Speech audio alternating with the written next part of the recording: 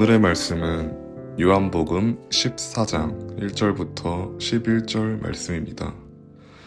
너희는 마음에 근심하지 말라.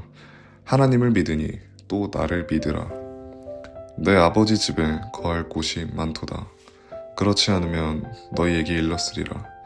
내가 너희를 위하여 거처를 예비하러 가노니 가서 너희를 위하여 거처를 예비하면 내가 다시 와서 너희를 내게로 영접하여 나 있는 곳에 너희도 있게 하리라. 내가 어디로 가는지 그 길을 너희가 아느니라.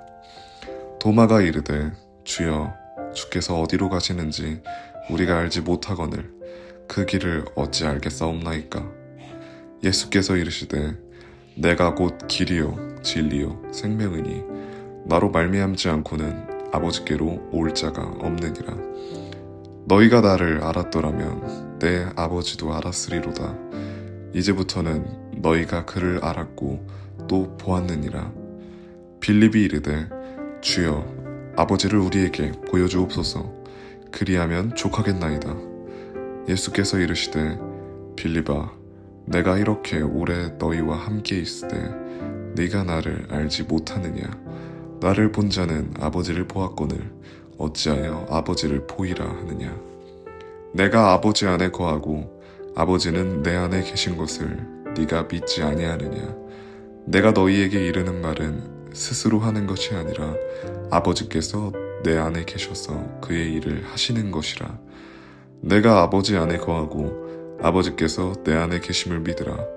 그렇지 못하겠거든 행하는 그 일로 말미암아 나를 믿으라. 아멘.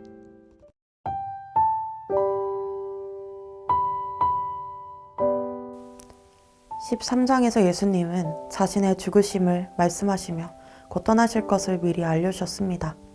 아직 예수님의 말씀이 무엇을 의미하는지 알지 못했던 제자들은 예수님이 갑자기 자신들의 곁을 떠나신다는 생각에 앞길이 캄캄하고 두려웠을 것입니다.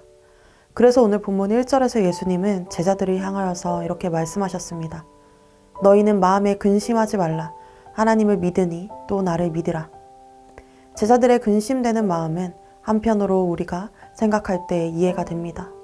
그러나 제자들이 근심할 이유보다 근심하지 않을 이유가 훨씬 더 크고 확실하다는 것을 이제는 깨달아야 할 때였습니다. 제자들이 근심하지 않을 수 있는 이유는 예수님의 떠나심이 그들을 위한 거처를 마련하러 가시는 것이기 때문입니다. 예수님은 제자들에게 자신이 가는 길을 그들도 알고 있으며 그 길을 함께 가게 될 것이라고 말씀하셨습니다. 그러나 제자들은 여전히 근심 가운데 예수님 앞에 서 있습니다. 그중 도마가 예수님께 질문합니다. 주여, 주께서 어디로 가시는지 우리가 알지 못하거늘 그 길을 어찌 알겠사옵니까?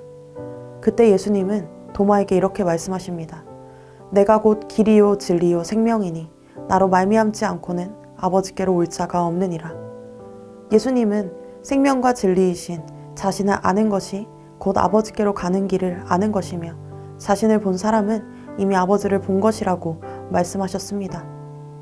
사람은 누구도 하나님의 얼굴을 직접 볼 수 없고 또 스스로 하나님께 나아갈 수 없습니다.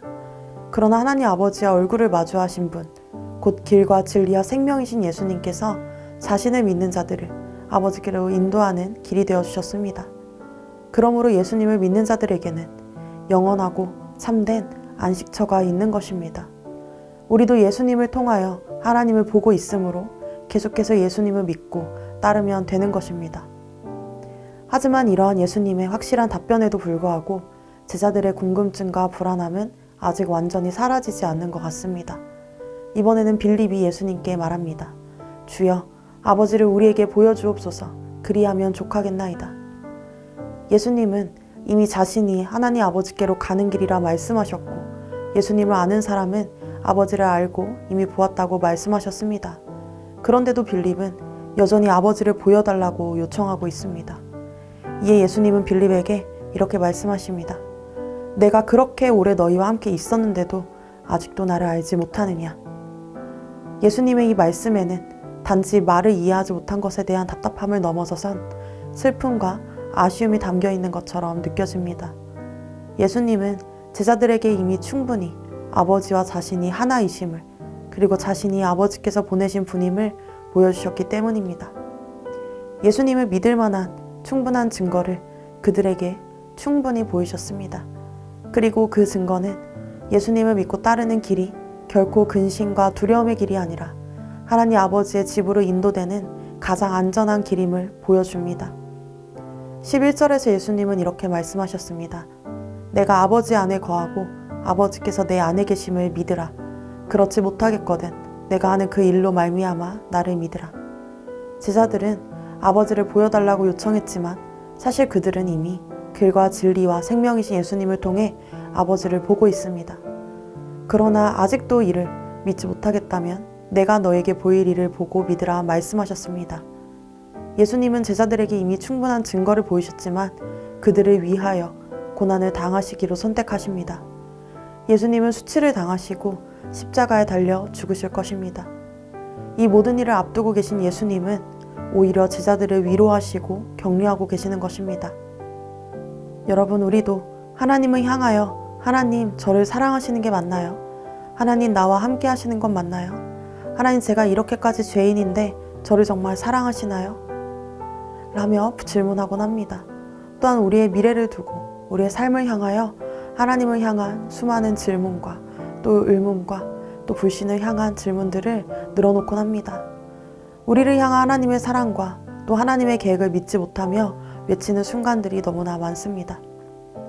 그러나 하나님은 우리를 사랑하시고 끝까지 사랑하시는 분인 것을 말씀하셨고 보이셨습니다. 그 증거는 바로 우리를 위하여 십자가의 길을 가신 예수님을 통하여서 그 증거를 보이셨습니다. 예수님께서 예수님을 통하여 하나님 아버지를 본다고 하셨습니다. 하나님을 향한 우리의 수많은 질문과 의심과 불신 속에서 예수 그리스도를 우리가 보길 원합니다. 예수님을 보며 하나님 아버지의 마음을 보길 원합니다. 예수님은 우리를 하나님 아버지께로 인도하시고 아버지의 사랑을 알게 하기 위하여 십자가의 길을 택하셨습니다. 완전한 사랑의 증거이신 진리 되신 예수님을 우리가 바라보고 또 그 하나님 아버지 안에 거하길 원합니다. 함께 기도하십시다. 우리를 위하여 고난과 십자가를 선택하신 예수님의 사랑을 더 깊이 알게 하소서. 예수님을 바라보며 이 땅의 불안과 두려움에 붙잡히지 않고 하나님 아버지의 집을 소망하며 살아가게 하소서. 함께 기도하겠습니다.